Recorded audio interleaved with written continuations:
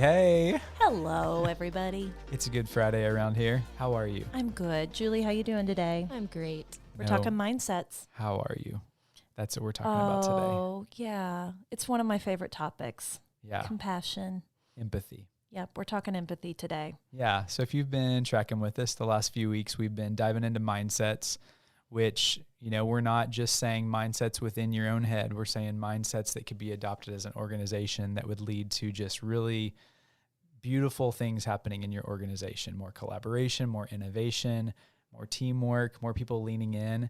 And so this is our kind of third stop along the way on this. We talk a lot about fundraising as a science, but today I feel like it's more of an exploration and fundraising as an art, because you can be a professional who has taken all the classes, gotten all the accreditation, you know step by step the theory of how to raise a gift, but if you don't bring that emotional intelligence, that humanity, that empathy into what you're doing, you're really missing out on what we would call like a vibrant and whole organization where everyone is thriving because we enjoy coming to work. We are so rallied around the mission and we are just interconnected in a really cool way. So we kind of want to dive into that a little bit, and I'm excited about it because there's something in here about books. So there's my teaser, and I'm really excited. And if you don't know Becky, like empathy would probably be one of the most top words about Becky. Oh. I mean, she just exudes that, and everybody is her friend, and she will fight for everybody that she knows. It's true. Come be my friend in social media circles. I will accept your friendship. I'm sure you're a lovely person. So I want to, think back to early 2020 here, right? Whenever, let's say middle of March, things are starting to shut down. All of us are starting to look around at our nonprofit and saying, okay, what is next? I remember the chatter. I remember being on message boards and looking at blogs, and people are looking for, what do we do? Where is the playbook? How many of y'all, seriously, can I get a show of hands? Okay, I see you. Virtually everywhere. But everyone's like, where's the playbook of what to do? And a couple weeks later, you start seeing more and more articles about this, and consultants are sharing their thoughts. And what is the number one thing it says to do? Check in with your people. Check on your people. Isn't it funny that we had to wait for council to tell us to check on our people? It's like the most intuitive thing. There is a crisis. See how everybody's doing. And I mean, when we say check on your people, we don't just mean your top donors. We don't just mean your top volunteers. We mean all your people. Internal, external, donors at the highest level, donors at the lowest level. I mean, showing empathy is what mission-based organizations are all about. We are trying to move the hearts and minds of people so that we can move into a space of wholeness, fulfillment, and solving the world's problems. So we're going to kind of just squat right there on loving people. And but I remember did that love time. that was the top of the list, because I think it's just a call to say, why isn't that always what we're doing all the time? Yeah. I think it is for most of us. I don't think that we're just like calling everybody out on that. But today we want to like really unpack just some ways that you can infuse this into your culture if it's not there, and just really be intentional. If it's not your personality to want to walk down the hall and check on people, there's some strategies that you can employ that just make you a better human, a better boss, a better communicator, all those things. There's a ton of books out there on leadership. And I'm the one I'm thinking of the most is like Leading by Walking Around, and just popping your head in and checking on the pulse of people. And COVID has literally eliminated the ability to walk around for so many of us. But I think that makes it so much more of an imperative that we've got to be checking in. And we can't just do that on a group Zoom when everybody's coming in to staff meeting and saying, how's everybody doing? We've got to be really intentional about how we reach out and the way that we reach out with compassion and grace, and knowing that this is probably a time that mental health will never be as high in the needs of taking care of yourself, anxiety, depression, fear of the unknown. I mean, we're seeing that at staggering levels. And so that applies to everybody across the board. So I would think if you're a leader in this space, checking on your team, we're going to talk about that just a little bit more. And that is grounded in empathy. Mm-hmm. And I mean, let's define it. I mean, to just put it out there, it's really this experience of understanding another person's thoughts, feelings, their point of view, their experiences that are different than yourself. So it really backs up everything that we've been talking about, over the last few weeks, but it's stepping outside of yourself. The world is bigger than you in your own perspective, and literally trying to get in the shoes of someone else. And isn't that what we're trained to do as development people? We want to try to get into the heads and understand the values and what motivates and drives our donors. So that should be part of the fabric of what we do. We're just saying, don't be so mechanical about it that you just do it as a strategy. You should do it with your teams and do it with the people in your life. I'm reminded of my daughter who's in first grade, who came home from her second day of kindergarten, as just teaching me about the golden rule. Yeah. And that was rule number 1 in the kindergarten classroom. So we're saying what was true in kindergarten still applies even need to today. Put that into law or something, Okay, I'll write some kind of emotion or Let's something. Why not? I would love a law for everybody to be kind. That'd be fantastic. I saw a study just a couple of weeks ago of that 90% of employees say, regardless of age, they think that empathy is the most important workplace value. Dude. Isn't that fascinating? 90%? Yeah. Where can you get 90% of employees to anything. agree on anything? Right. So I think there's something to this, so what are some ways, that we can look into ourselves or maybe into the way that we're thinking through things and try to identify ways that we could be more empathetic? Yeah, I think the first step is probably recognizing your thoughts. And if you are somebody that's kind of hardwired to say certain phrases like this, I'm going to give you a couple, then maybe it's time for you to maybe double click a little bit on how to grow your EQ and maybe start exploring how to have an empathy-based mindset in the office. So here's a couple of examples. If you're saying things like in your head, this is internal conversation, I need to get out of this conversation as quickly as possible. You can actually see that if you look into people's eyes, yeah. Right? Granted, that could be my husband because I am a person of stories and details. I am very verbose. But yeah, I mean, I do think that would be one. How about this person would probably just rather be left alone. That's a deflection. Yeah. It's not my job to coddle people, especially at work. Somewhat true. Yes, it is not our job to babysit people, but it is our job to make sure that people have not only the tools that they need, but I don't know how to call it, but the moral fortitude, to be able to keep soldiering through, particularly at this time. I have more important things going on. Yeah. How hard is it to get this right? And I think that is just a morale killer.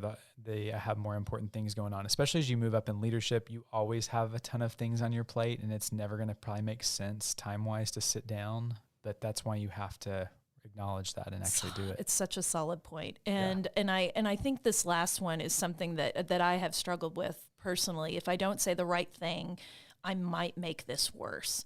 And it actually triggered me to think of a story in my career where that was kind of stymieing me a little bit. And I had a donor family, and I just loved them so much. And they had, in my opinion, one of the worst things that could ever happen to you. And they lost their child in the NICU.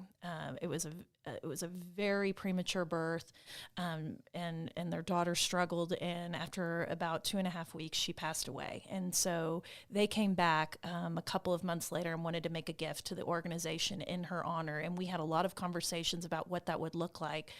And I was so trepidatious about going into that space because I could not imagine their pain. I had my own daughter at the time, and I was worried about, if I bring her up, is that going to be painful for them? Should I not mention her name? But it's the elephant in the room. You do have to address these things, and that's what I think is sort of the crux of empathy. If you're not addressing these things, you're really just dancing around the problem, and that problem will never go away.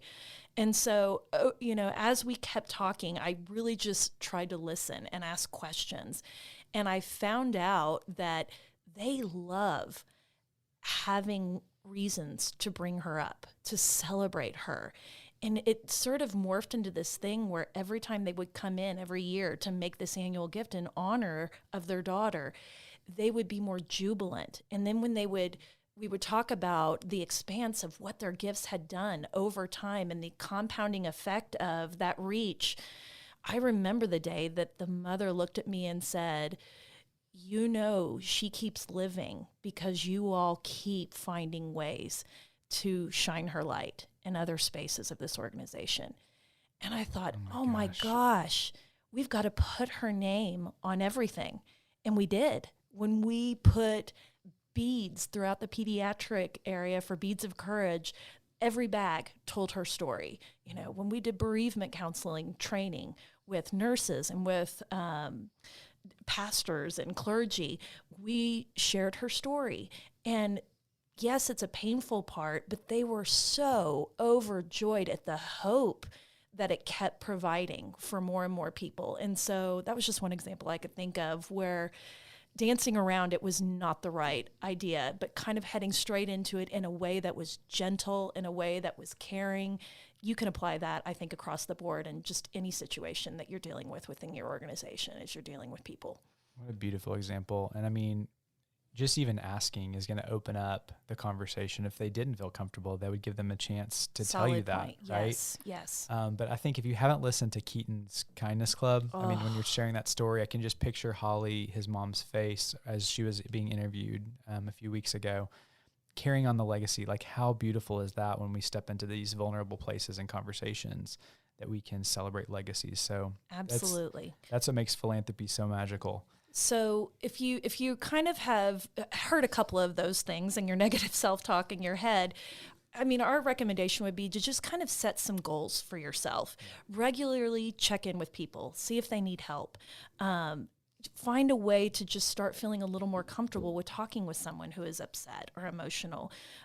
Think about different ways that you could offer support. You know, if you can't do it in person, we virtually can do that. I mean, how many times have you gotten a text from someone that just says, hey, you're on my heart today. I don't know what's going on, but I just want you to know I'm checking in, I'm thinking about you, and I really think you're doing a great job. Let me know if you need anything. That would take you probably 45 seconds, maybe less if you're Jon and you use the microphone function for all of your text messaging. Siri, we can say it, right? Yeah, we can. Siri, will you sponsor us? So they're just simple little tips that if it's not innate to you, there are ways that you can plant these seeds to help them grow in the future. I love those tips and love the goals of incorporating that in. So you want to talk about our tips? Yeah, so let's dive into some tips. We do have some tips about what you can do moving forward, and this I think applies to everybody. Totally, and we've got 5 plus a bonus, so it's kind of like a game show. Mm-hmm. So door number 1 is ask questions. I mean, you've heard us talk about this because even this platform of a podcast, it's impossible not to have empathy when you just sit down and talk to somebody and be present and ask questions. And so I think that that's the easiest thing you can do is just sit there and be vulnerable and listen and truly listen. And actually, you know, I was a junior interviewer coming into this seat. Becky's like a pro. That's not true. But what's wonderful is that's the best advice that I've ever gotten too, is just to truly like try to block out everything else that's happening and just like zone in. And that'll help you in every aspect of life, or it's helped me. I love that one. So number 2 is really seek to understand and look for context.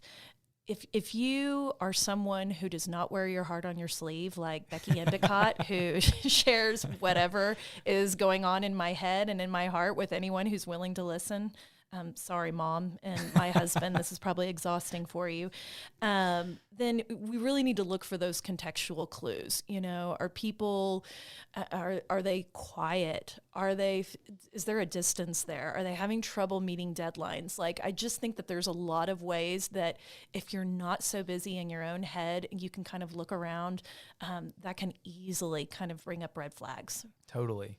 And 3, Becky's mentioned this already, but check in with your team regularly.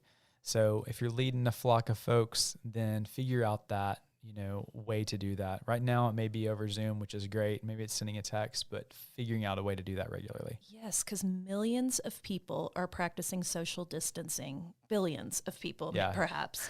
And those feelings of isolation, depression, anxiety, and stress, they're starting to emerge as like these major aftershocks of the pandemic. And they're just impacting people's daily lives, not only just in their work. And so I really think that that one is really important.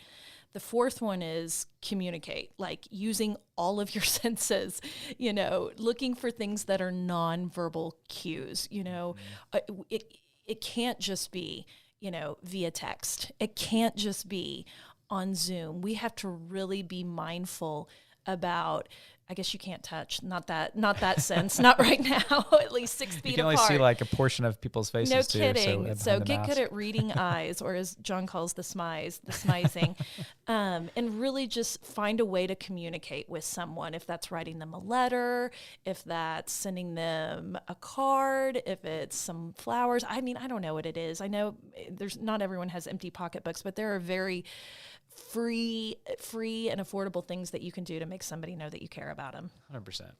And then I think this goes with every piece of advice, but keep on adapting your approach to different types of people and situations, right?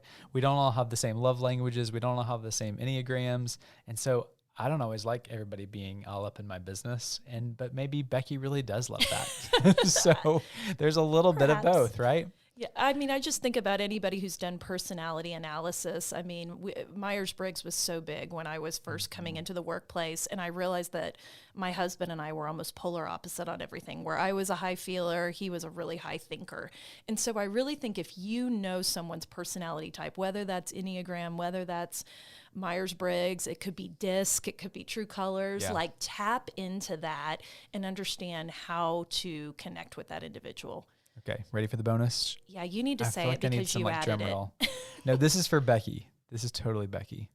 What's your bonus tip to be more empathetic? Read books.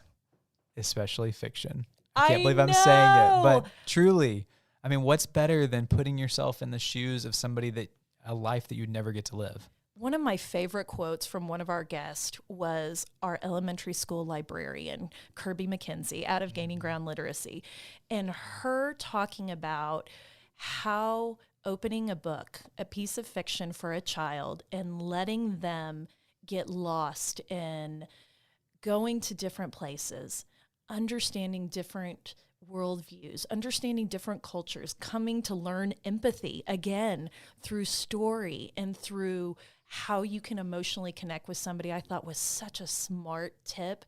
And I do feel that. And I think it'll help with your storytelling ability as well. So that's kind of a double bonus. So there you go. Thread them all together. Be more empathetic. Make the world a better place while you do it. We know you can do it because you're here. And by virtue of being here and listening into these episodes and connecting with us on our social media platforms, we have watched you all lift each other up, give tips, give insights, and that is such a boost to us because it is a community of kindness. And we think that you can be an even better and even more successful professional if you can employ an empathy mindset. How are you going to show up? Kindly, compassionately. We know you will.